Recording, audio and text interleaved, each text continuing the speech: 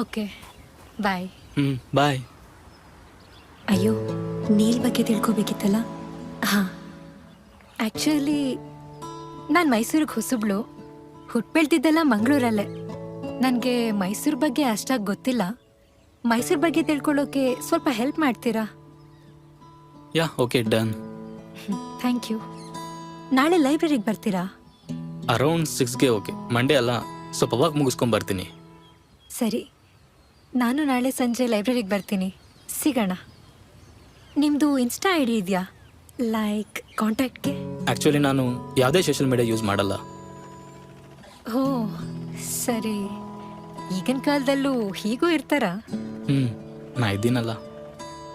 ನಿಮ್ಗೆ ಬೇಕಿದ್ರೆ you can take my contact number.